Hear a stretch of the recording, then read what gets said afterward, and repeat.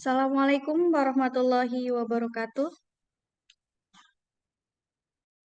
Waalaikumsalam warahmatullahi wabarakatuh. Yang terhormat Wakil Ketua Bidang Akademik Ibu Yuswati SHK MMKes. Yang terhormat Wakil Ketua 2 Bapak Asif Sofiullah M.Hum. Yang terhormat Ibu Dr. Nunung Nurjanah MPD selaku panelis 1. Yang terhormat Bapak Ridwan Faris Esos selaku panelis 2. Yang terhormat Sivitas Akademika Stikesas Kempek dan Bapak Ibu calon panitia seleksi Satgas PPKS yang berbahagia. Alhamdulillah, marilah kita panjatkan puji syukur kehadirat Allah Subhanahu wa Ta'ala yang telah melimpahkan nikmat dan karunia-Nya kepada kita semua. Salawat dan salam, mari kita curahkan kepada Nabi Muhammad SAW. Sehingga kita dapat berkumpul bersama-sama pada acara uji publik calon panitia seleksi Satuan Tugas Pencegahan dan Penanganan Kekerasan Seksual atau yang disingkat PPKS di Stikesas Kempek Cirebon. Sebelumnya perkenalkan, saya Novia Rahma Maulani Sahab selaku moderator pada hari ini akan memandu Bapak Ibu pada acara di siang hari ini. Izinkan saya untuk membacakan susunan acara pada hari ini. Acara yang pertama yaitu pembukaan. Acara yang kedua yaitu menyanyikan lagu Indonesia Raya. Yang ketiga sambutan-sambutan. Yang keempat pemaparan oleh 10 capansel terpilih. Yang kelima tanya jawab oleh panelis. Dan yang terakhir adalah dokumentasi dan penutup. Baik, mari kita melangkah pada acara yang pertama yaitu pembukaan. Mari kita buka acara pada hari ini dengan membaca doa menurut agama dan kepercayaan masing-masing agar acara pada hari ini berjalan dengan lancar. Berdoa dimulai.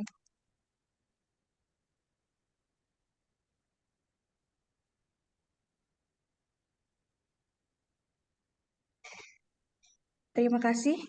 Bapak Ibu hadirin yang telah hadir pada hari ini, Bapak Ibu dapat mengisi presensi pada link yang telah tersedia di kolom chat. Bapak Ibu juga bisa mengisi penilaian pada link yang telah tersedia, yang telah kami sediakan. Baik, acara berikutnya yaitu menyanyikan Indonesia Raya. Kepada para hadirin dimohon untuk menyesuaikan.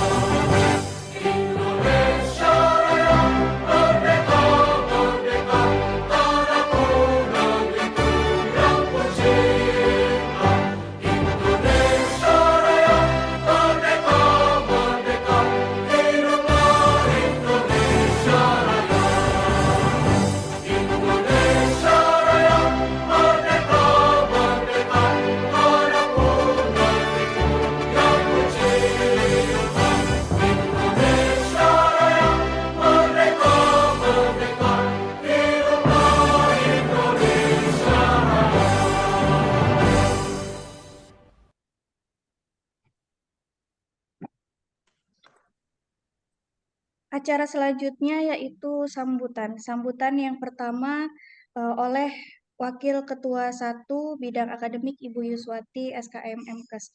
Kepada beliau kami persilahkan.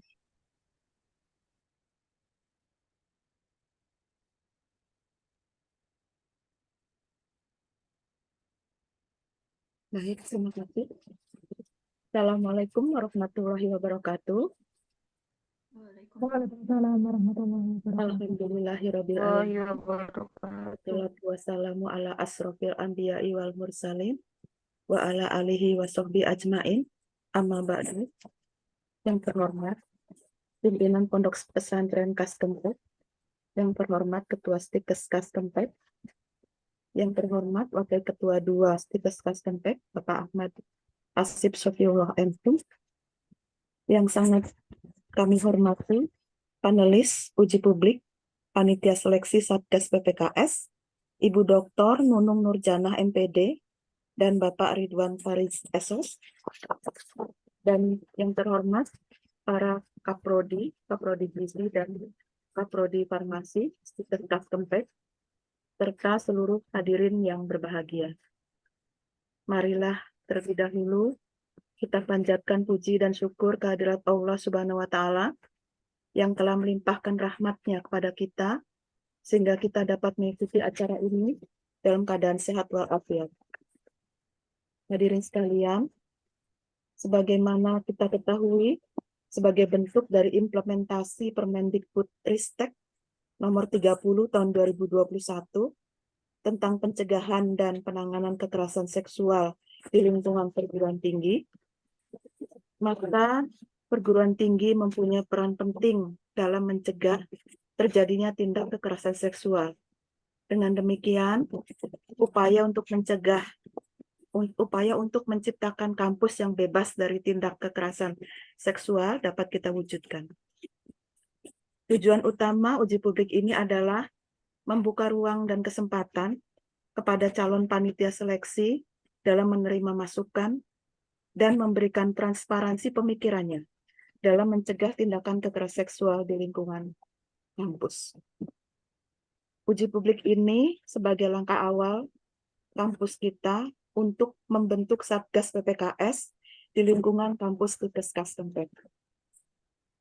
Hadirin sekalian, saya mengucapkan selamat kepada 10 calon panitia seleksi yang akan mengikuti uji publik ini.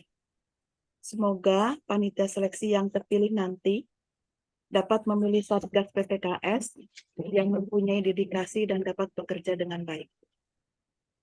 Saya mengucapkan terima kasih kepada para panelis, para undangan, dan panitia penyelenggara, sehingga kegiatan ini dapat terselenggara dengan baik.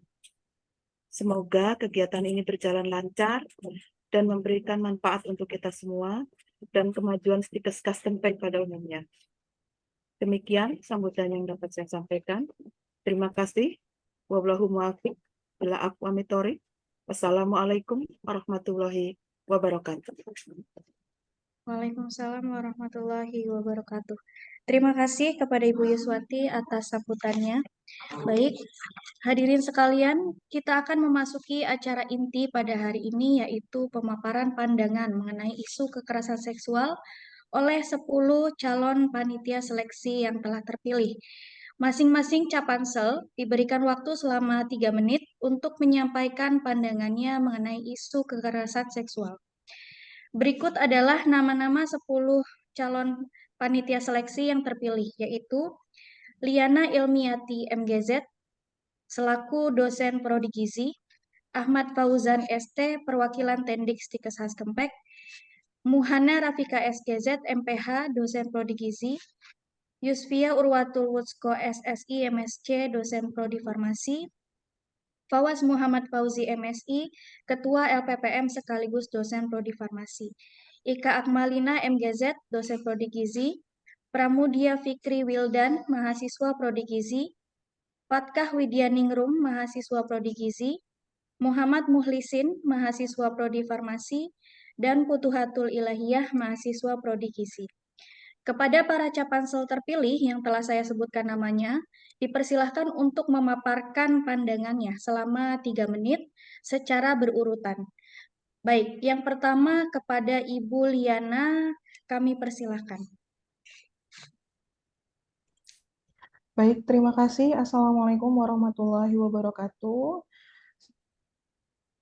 Ya, sebelumnya saya ingin mengucapkan banyak terima kasih kepada kedua panelis yang telah hadir pada hari ini dan juga terima kasih kepada moderator.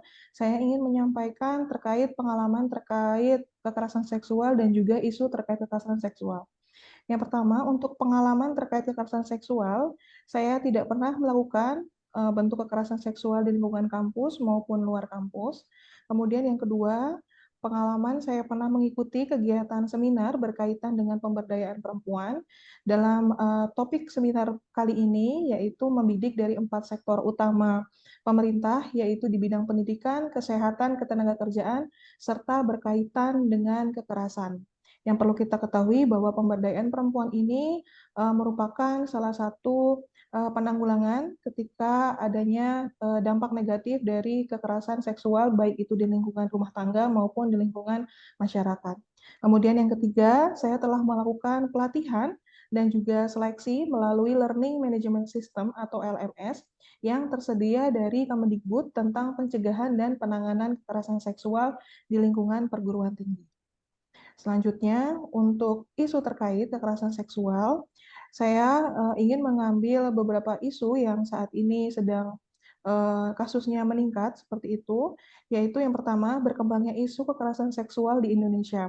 Nah, ini setelah saya temukan bahwa berdasarkan laporan Lembaga Perlindungan Saksi dan Korban atau LPSK dalam rapat kerja bersama Komisi 3 DPR RI pada tahun 2023 ini, ternyata kasus kekerasan ini meningkat pada anak sebanyak 25,82% pada tahun 2021, yaitu dari temuan 426 meningkat menjadi 536. Dan kemudian di jenjang perguruan tinggi itu berdasarkan data Komnas Perempuan sejak tahun 2015 sampai 2017 itu sebanyak dari peningkatan tadi yaitu 27% di lingkungan perguruan tinggi. Sehingga kekerasan seksual ini terjadi baik di lapisan masyarakat maupun di lapisan pendidikan dari sekolah dasar hingga perguruan tinggi. Nah, dampaknya yaitu dampak negatif tentunya terhadap para korban, baik secara fisik maupun secara psikologis dan mental. Untuk fisik yang kita ketahui bahwa kekerasan seksual ini akan meninggalkan beberapa luka di bagian tubuh, baik itu anak-anak, perempuan, dan juga masyarakat pada umumnya, dan kemudian secara psikologis akan terjadi penurunan rasa kepercayaan diri dan lain-lain. Selanjutnya, dari itu, maka keberadaan Permendikbudristek yang tadi sudah disebutkan, yaitu nomor 30 tahun 2021, berkaitan dengan PPKS, beserta Satgas PPKS, dapat menciptakan lingkungan perguruan tinggi yang aman dari kekerasan seksual terhadap perempuan dan anak. Terima kasih, mungkin itu yang bisa saya sampaikan. Wassalamualaikum warahmatullahi wabarakatuh. Terima kasih kepada Ibu Liana. Selanjutnya Capansel kedua yaitu Bapak Ahmad Fauzan ST. Kami persilahkan.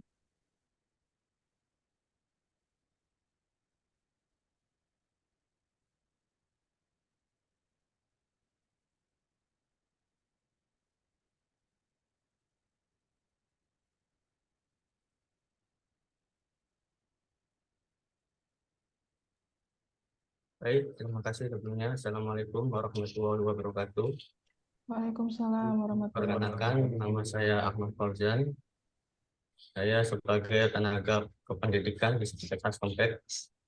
Di sini saya akan menjelaskan terkait pengalaman tentang kekerasan seksual dan isu terkait kekerasan seksual. Yang pertama, saya tidak pernah melakukan bentuk kekerasan seksual di lingkungan kampus maupun luar kampus.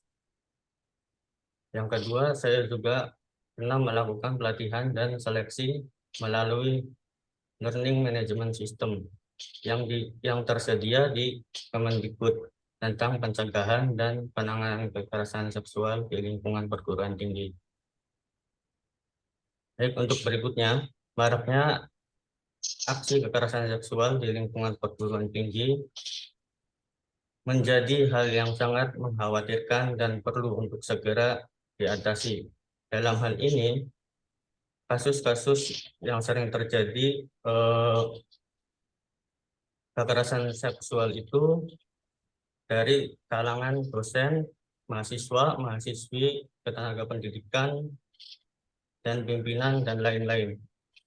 Dalam hal itu dilakukan baik dari saat mengajar, pembimbingan, dan kerja kuliah nyata. Untuk yang kedua, kekerasan seksual di perguruan tinggi salah satunya diakibatkan adanya relasi yang tidak sehat dan tidak adil. Dalam hal ini, korban kekerasan seksual dikucilkan dan tidak didampingi untuk melakukan upaya hukum. Nah, yang kedua ini, kebanyakan dari korban-korban takut untuk melaporkan kasus kekerasan seksual yang terjadi di lingkungan kampus karena terkait banyaknya relasi kuasa yang tidak adil eh, yang dilakukan.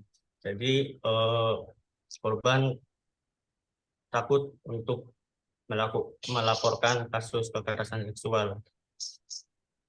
Dalam hal ini juga pihak kampus akan memfokuskan upaya perlindungan dan konseling kepada korban. Untuk poin yang keempat, mengupayakan pencegahan tindak kekerasan seksual di perguruan tinggi, di mana kita sebagai perguruan tinggi dituntut untuk membentuk Satgas PPKS, yaitu bertujuan agar dapat kepercayaan dari korban dan dapat mencegah terjadinya kekerasan seksual di lingkungan perguruan tinggi. Terima kasih untuk presentasi dari saya. Terima kasih. Kurang lebihnya mohon maaf. Assalamualaikum warahmatullahi wabarakatuh. Waalaikumsalam warahmatullahi wabarakatuh. Terima kasih kepada Bapak Fauzan. Selanjutnya capansel ketiga yaitu Ibu Muhana Rafika SGZ MPH. Kepada beliau kami persilahkan.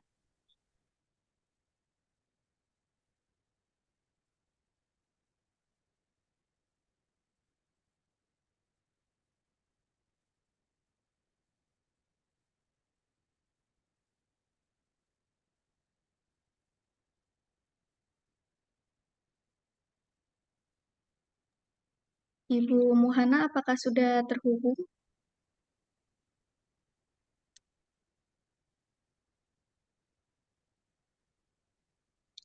Baik, sepertinya ada masalah jaringan dengan Ibu Muhana.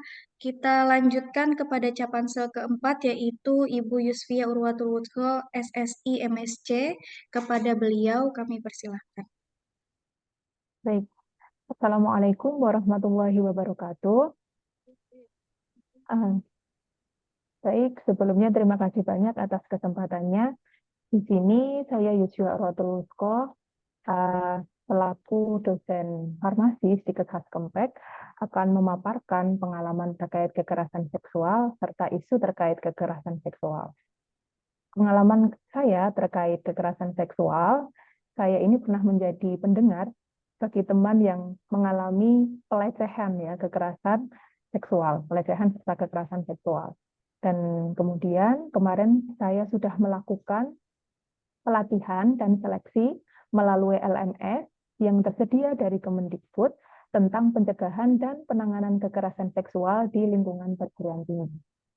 Kemudian isu-isu terkait kekerasan seksual itu banyak sekali terjadi di lingkungan pendidikan tinggi, baik antar mahasiswa maupun mahasiswa dengan tendik atau bahkan mahasiswa dengan dosennya, gitu. Kemudian banyaknya korban yang kurang berani untuk melaporkan tindak kekerasan seksual yang terjadi padanya, karena mungkin dia mengalami dampak psikologis seperti yang pertama, mungkin dia malu dulu, murung, menangis, dan itu terjadi berhari-hari, dan akhirnya dia mengalami penurunan kesehatan mental begitu. Kemudian dari situ kita perlu melakukan penanganan untuk melaporkan tindakan kekerasan seksual itu yang dialami oleh korban dan pemberlakuan sanksi hukum kepada pelaku. Kemudian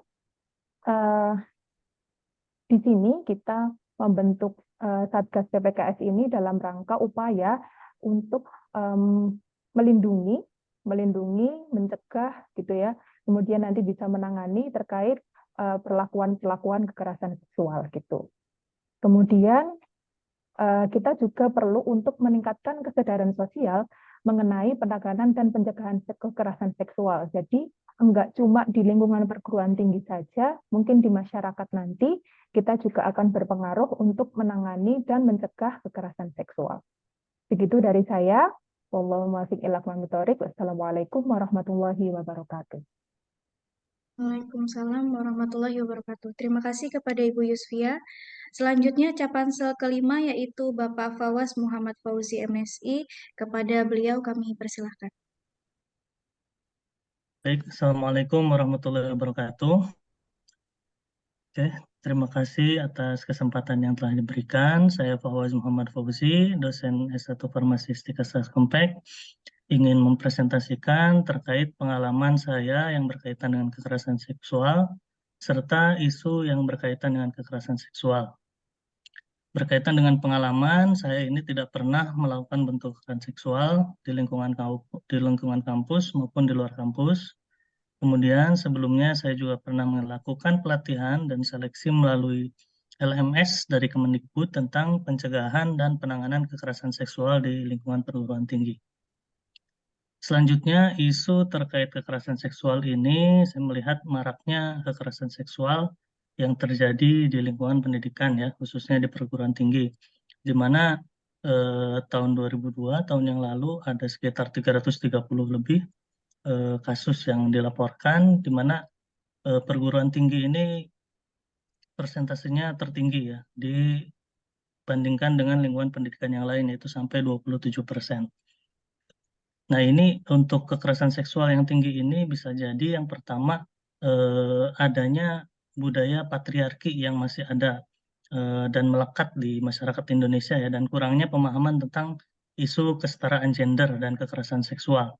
Jadi kalau kita identifikasi dari awal, memang kurangnya pengetahuan tentang isu gender terkait dengan apa bedanya kodrat biologis dengan kodrat sosiologis itu mempengaruhi bagaimana kita melihat perempuan ataupun korban kekerasan seksual itu adalah manusia kelas 2. Nah, selama itu kita tidak bisa memberikan pemahaman kepada masyarakat ataupun sivitas di kampus, ya, kekerasan seksual ini akan sulit untuk kita tangani.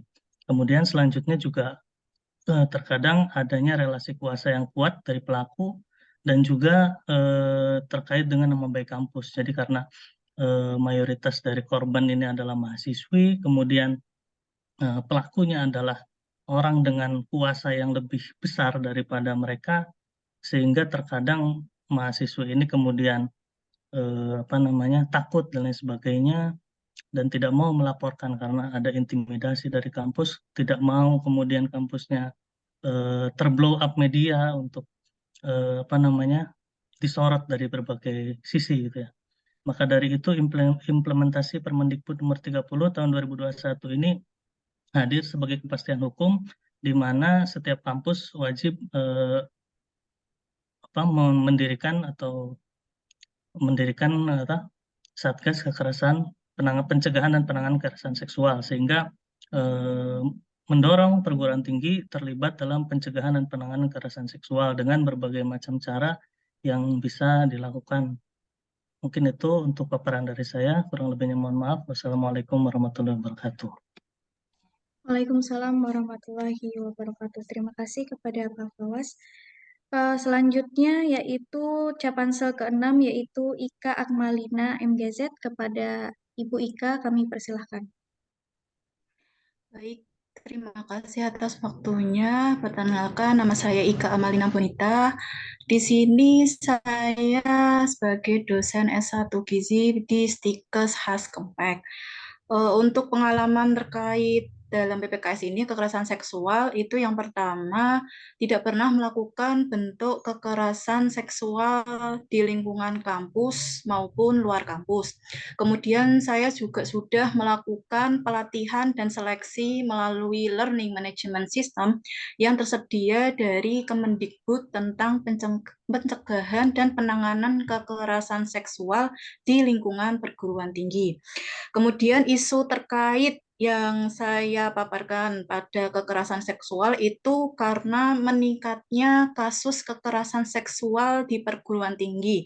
Ini itu sudah dibuktikan pada tahun 2021 itu ada 17 kasus tentang pelecehan seksual atau kekerasan seksual di perguruan tinggi. Kemudian di tahun 2022 itu ada 24 kasus kekerasan seksual di perguruan tinggi. Itu berarti ada peningkatan dari tahun 2021 ke 2022. Kemudian ada juga pada tahun 2020 itu ada 2.400 kasus di kekerasan terhadap perempuan. Kemudian pada tahun 2021 ini ada peningkatan 2.500 kasus terhadap kekerasan seksual terhadap perempuan. Kemudian itu juga bisa menjadi momok kalau ada kekerasan seksual di lingkungan Stikes Haskempek. Kemudian bagaimana untuk perwujudan untuk menanggulangi kekerasan seksual itu ada di Permendikbudristek nomor 30 tahun 2021. Itu tentang pencegahan dan penanganan kekerasan seksual di lingkungan perguruan tinggi, atau di pedoman pada pelaksanaan pencegahan kekerasan seksual itu ada di Persenjen nomor 17 tahun 2022. Kemudian itu juga salah satu pemberantasan, sehingga perguruan tinggi ini juga wajib melakukan pencegahan dan penanganan kekerasan seksual, sehingga wajib menjalankan dengan pembentukan satgas dari PPKS itu sendiri di lingkungan perguruan tinggi, sehingga itu bisa dari pembentukan satgas itu bisa di kalangan dosen atau tenaga pendidik, kemudian mahasiswa yang diajukan oleh pimpinan perguruan tinggi. Demikian paparan yang bisa saya sampaikan. Terima kasih. Wassalamualaikum warahmatullahi wabarakatuh. Waalaikumsalam warahmatullahi wabarakatuh. Terima kasih kepada Ibu Ika. Selanjutnya capase ke-7 yaitu Pramudia Fikri Wildan. Kepada Pramudia Fikri kami persilahkan.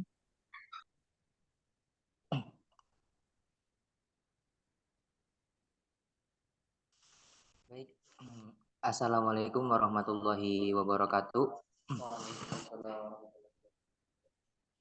Ya, izin memaparkan terkait dengan pengalaman kekerasan seksual. Mohon maaf Ibu, ini slide-nya.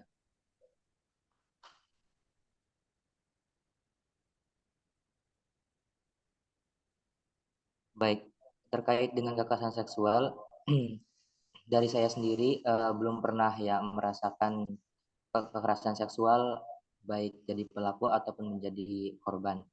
Kemudian saya juga pernah menangani kasus kekerasan seksual di lingkungan sekitar saya gitu, di pedesaan saya gitu, yang dimana pada saat itu ya terjadi kekerasan seksual dan si korban ini menjadi gangguan mental gitu karena kekerasan seksual tersebut. Kemudian saya tangani dengan sebisa saya dan juga berkoordinasi dengan pihak setempat, pihak desa setempat, dan kemudian ditindaklanjuti. Kemudian yang kedua membahas terkait kekerasan seksual dalam Baso Masail. Jadi pada kesempatan Baso Masail yang pernah saya ikuti, saya juga sempat membahas tentang kasus kekerasan seksual ini, ya bahwa memang tidak hanya dilihat dari segi kasusnya saja ya, tapi dalam segi keagamaan juga memang ini sangat memprihatinkan sekali gitu. Kemudian yang ketiga melakukan pelatihan dan juga seleksi melalui learning management yang tersedia dari Kemendikbud tentang pencegahan dan penggunaan dan penanggulangan kekerasan seksual di lingkungan perguruan tinggi. Nah, adapun untuk isu terkait tentang kekerasan seksual, yang pertama menurut saya kurangnya edukasi religi terkait kekerasan seksual yang ada di kampus. Jadi salah satu penyebab dari kekerasan seksual yang sekarang-karang ini merambat di kampus-kampus, menurut saya karena memang kurangnya adanya edukasi religi terkait dengan kekerasan seksual tersebut. Jadi mereka memandang bahwa kekerasan seksual itu adalah suatu yang tabu gitu. Hanya tahu bahwa itu enggak boleh, tapi tidak tahu tentang konsekuensi-konsekuensi yang lain gitu. Kemudian yang kedua, korban kekerasan seksual takut melawan atau melaporkan pelaku karena kurang sopan jika menolak perintah atau ajakan si pelaku dan melihat pelaku statusnya lebih tinggi dari korban. Nah, mungkin salah satu dari masalah korban ya tidak melaporkan kasus tersebut kepada pihak berwajib atau pihak terkait karena memang si korban ini takut untuk melaporkannya karena melihat si pelakunya ini posisinya atau statusnya ini lebih tinggi dari dia ataupun karena mungkin menurut dia kurang sopan gitu. Maka oleh karena itu dengan adanya hal ini seharusnya kita itu memberikan edukasi kepada si korban-korban ini bahwa eh, meskipun ia memang posisi pelaku ini statusnya lebih tinggi daripada kita, tapi ini adalah sesuatu yang memang harus ditindaklanjuti gitu, tidak boleh dibiarkan. Kemudian yang selanjutnya itu belum ada kebijakan dari kampus terkait bimbingan atau tugas pribadi yang harus dibimbing bersama dosen di kampus.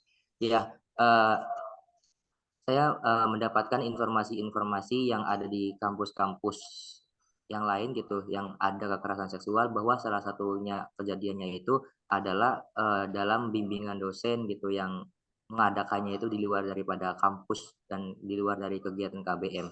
Dan mungkin itu adalah salah satu faktor dari adanya kekerasan seksual yang terjadi di mahasiswa sebagai korbannya.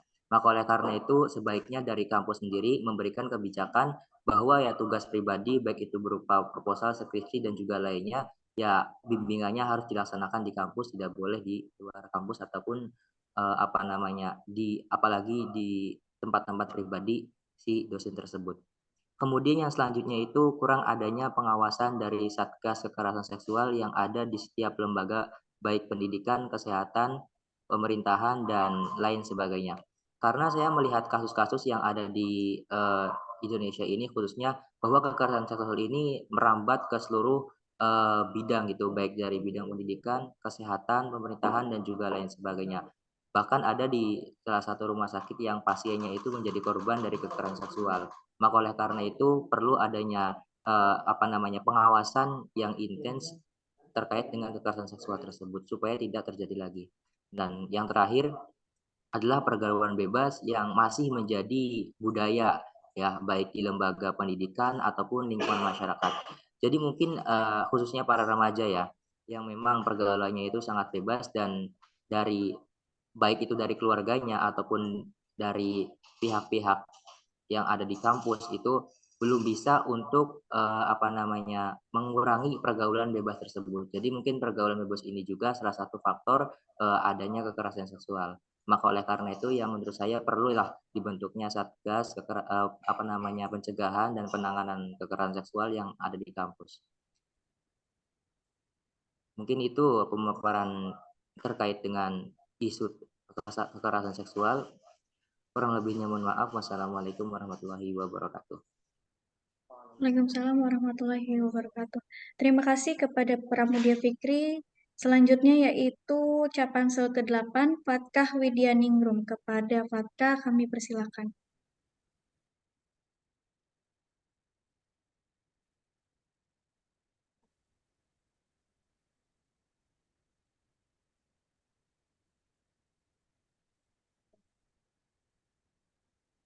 Saya sebagai Fatkah, apakah bisa terhubung dengan kami?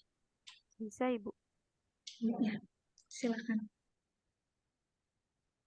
Perkenalkan, nama saya Fatkah Widyaningrum.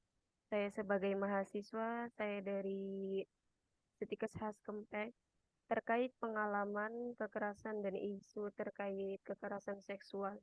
Pertama, untuk pengalaman terkait kekerasan seksual, saya tidak pernah melakukan kekerasan seksual kepada siapapun, dimanapun, dan kapanpun. Tidak akan pernah. Selain dari itu, saya mengikuti pelatihan dan seleksi melalui Learning Management System atau LMS yang tersedia dari Kemendikbud, di mana ini menjelaskan tentang pencegahan dan penanganan kekerasan seksual di lingkungan perguruan tinggi. Terkait kekerasan seksual, kata kekerasan sendiri ialah tindakan agresif yang menyebabkan kerusakan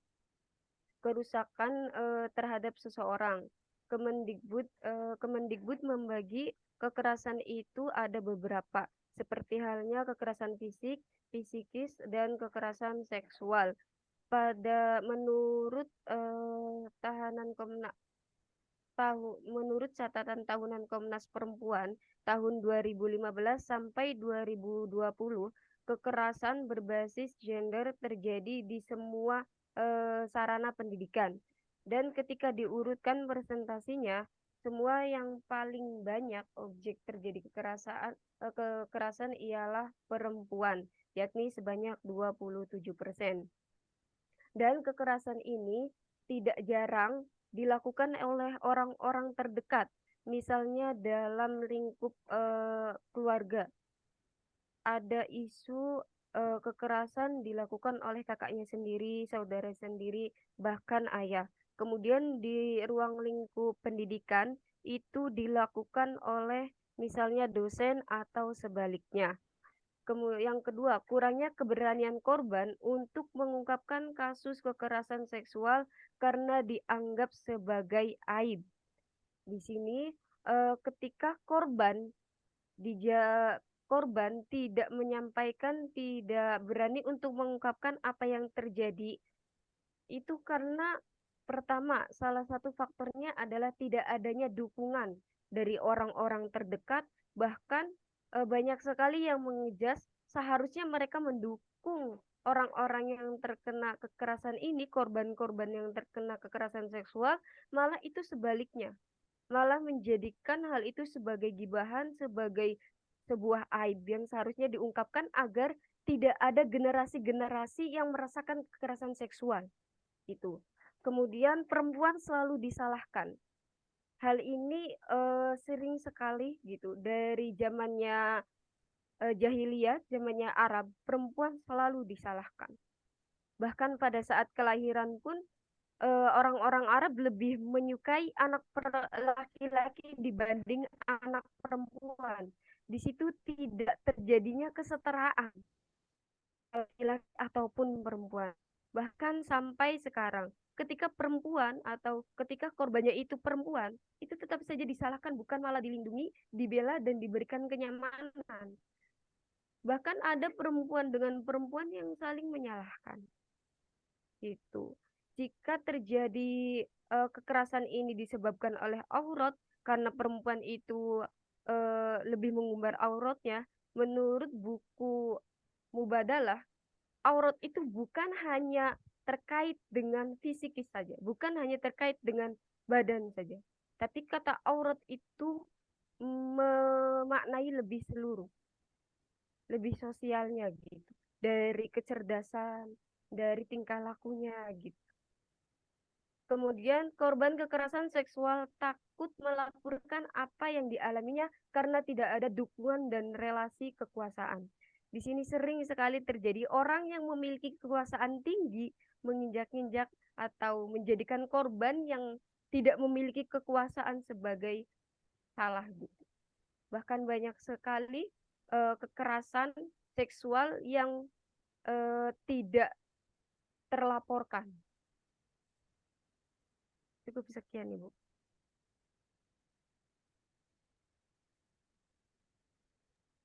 Baik, terima kasih kepada Fatkah. Selanjutnya capaan ke-9 yaitu Muhammad Mukhlisin.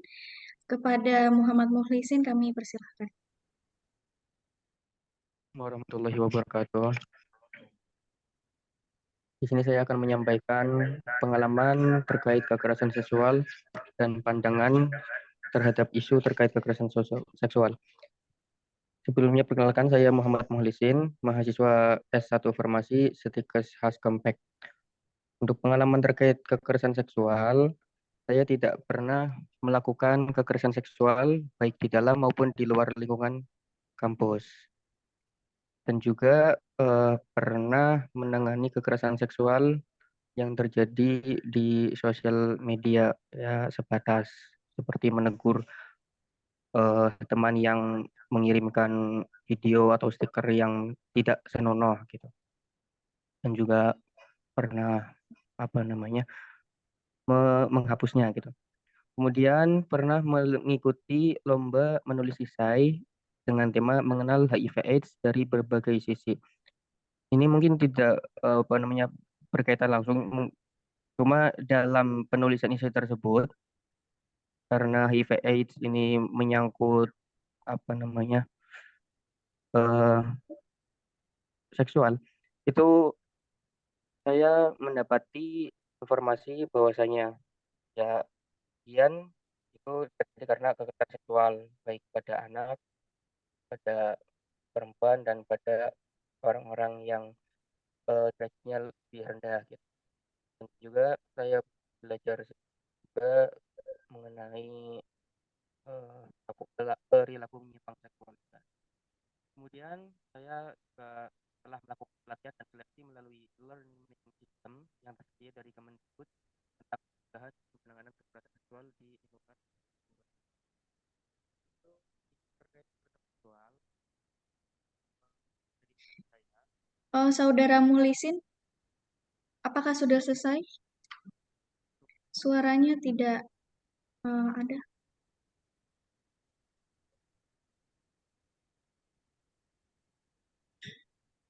Halo?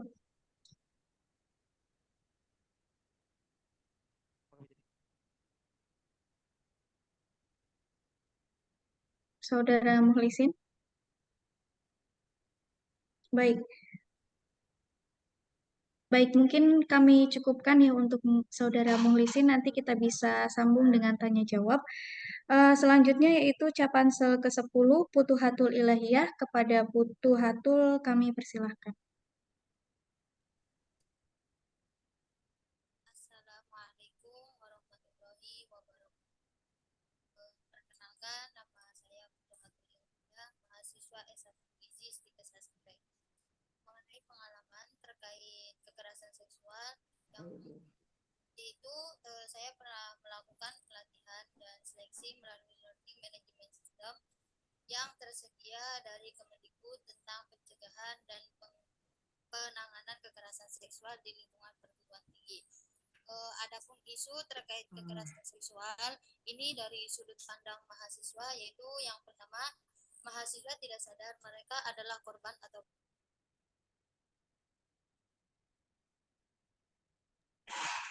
Saudari Putu, suaranya tidak keluar. Ya, silakan. Assalamualaikum warahmatullahi wabarakatuh. Perkenalkan, nama saya Putuhatul Ilahiyah, saya mahasiswa S1 Gizi Stika Sastra. Mengenai pengalaman saya terkait kekerasan seksual, yaitu pernah melakukan pelatihan dan seleksi melalui learning management system yang tersedia dari Kemendikbud tentang pencegahan dan penanganan kekerasan seksual di lingkungan perguruan tinggi. Adapun isu terkait kekerasan seksual, ini menurut sudut pandang mahasiswa, yakni mahasiswa tidak sadar mereka adalah korban atau pelaku. Jadi misalkan ketika ada korban, dia tidak sadar melakukan kekerasan, kemudian memberikan ketidaknyamanan kepada si pelaku, sehingga si pelaku tersebut susah untuk mengekspresikan dan takut untuk melapor kepada siapa. Nah, ini kenapa? Karena yang kedua, yakni mahasiswa tidak yakin yang dialaminya adalah kekerasan seksual. Terkadang korban itu menganggap ya sudahlah, ketika dia sudah menjadi korban, ketika lapor itu tidak akan ada tindak lanjut. Tuh. Kemudian yang ketiga yaitu mahasiswa tidak punya wadah profesional untuk meminta pertolongan. Jadi ketika ada korban ingin melapor tapi tidak ada bimbingan dari siapapun, sehingga tidak ada atau tidak bisa mencari jalan keluarnya. Kemudian yang keempat itu mahasiswa tidak paham hukum perlindungan korban dan penyelesaian non-hukum lainnya. karena si korban tersebut tidak paham akan non hukum tersebut, akhirnya korban memikir bahwa korban ya selamanya menjadi korban seperti itu. Kemudian yang terakhir yaitu mahasiswa tidak percaya rahasianya tidak disalahgunakan. Jadi ketika si korban tersebut menceritakan misal kepada satu temannya, kemudian kan tidak tahu temannya akan cerita lagi atau tidak. Akhirnya ketika ketika ketika aib tersebut tersebar, kan yang tercemar nama baiknya kan si korban tersebut. Makanya di sini harus dibentuk satgas agar membentuk organisasi yang menjamin dan melindungi korban. Mungkin sekian paparan dari saya, kurangnya mohon maaf. Wassalamualaikum warahmatullahi wabarakatuh. Waalaikumsalam warahmatullahi wabarakatuh. Terima kasih kepada Saudari Putu. Baik, selanjutnya untuk Capansel nomor 3, Ibu Muhana Rafika, apakah bisa terhubung dengan kami? Ibu Muhana, apakah sudah bisa terhubung? Assalamualaikum warahmatullahi wabarakatuh. Ya. Apakah suara saya sudah terdengar?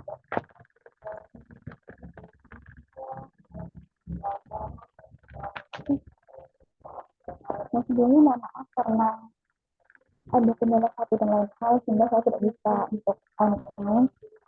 Saya perkenalkan, nama saya Muhana Rafika. Saya di sini sebagai dosen S1 Gizi Sekitar Kompas. Pertama saya mengatakan terkait pengalaman saya mengenai kekerasan seksual. Di sini saya tidak pernah melakukan bentuk kekerasan seksual.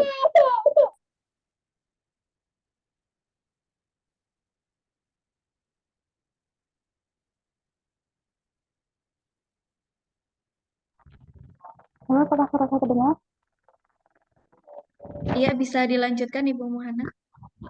Mohon maaf. Jadi terkait pengalaman dengan kekerasan seksual, saya alhamdulillah tidak pernah sama sekali melakukan kekerasan seksual di lingkungan kampus maupun di luar kampus.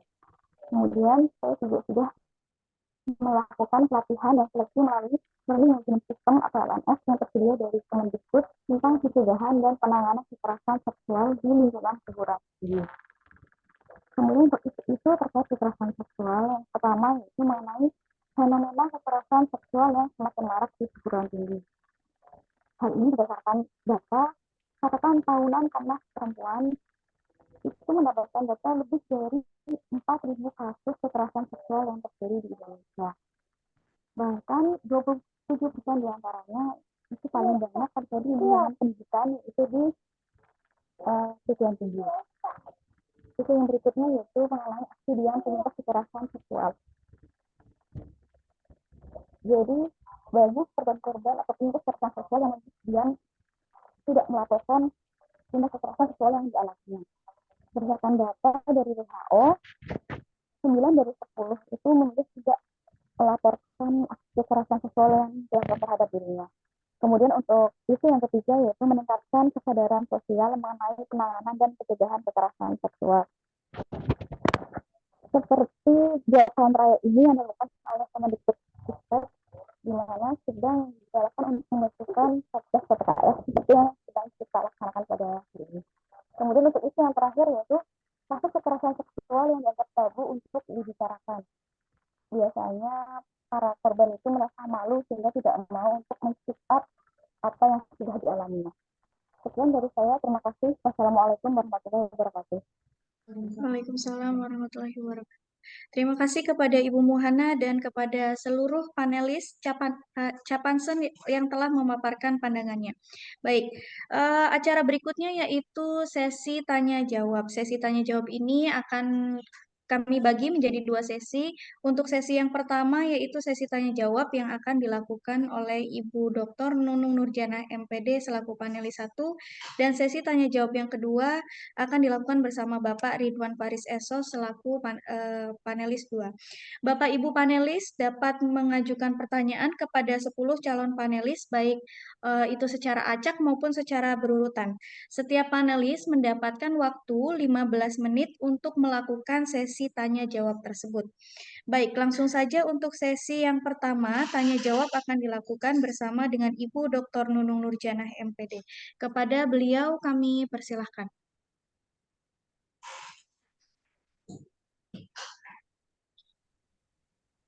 Baik, terima kasih. Assalamualaikum warahmatullahi wabarakatuh.